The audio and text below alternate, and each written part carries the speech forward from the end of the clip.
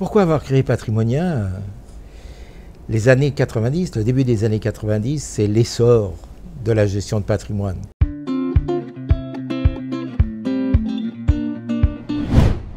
Alors pourquoi en 94? Parce que j'avais croisé déjà des professionnels de divers horizons qui avaient des conceptions de la gestion de patrimoine peu compatibles les unes les autres. Et donc l'idée a fait son chemin de créer un lieu d'échange, de pratique pour faire émerger en quelque sorte quelque chose qui ressemble à réellement un métier.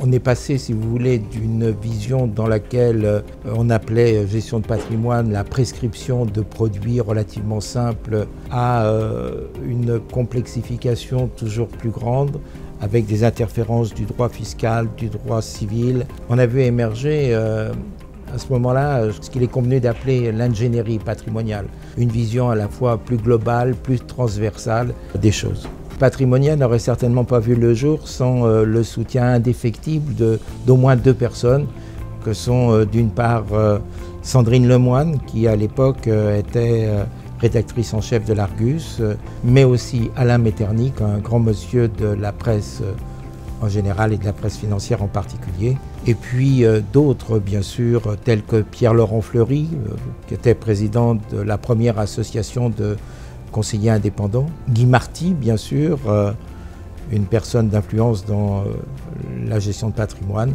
Puis plus tard, François et Maurice Yamniak, qui de 2001 à 2008 ont largement contribué à son développement. Je n'oublierai pas non plus Jean-Marc Bourmeau qui a largement contribué à la recherche de partenaires et au développement de Patrimonia. Patrimonia aujourd'hui est mise en œuvre, opérée par InfoPro depuis une dizaine d'années. Ce que je constate, c'est que les gènes originaux de Patrimonia sont toujours là, que InfoPro sait les faire prospérer. Comment je vois Patrimonia pour l'avenir? Je vois comme un lieu de profonde réflexion. Je crois que le cadre formel, juridique, civil du patrimoine tel qu'il existe en France aujourd'hui est appelé à évoluer pour s'adapter à ces mutations.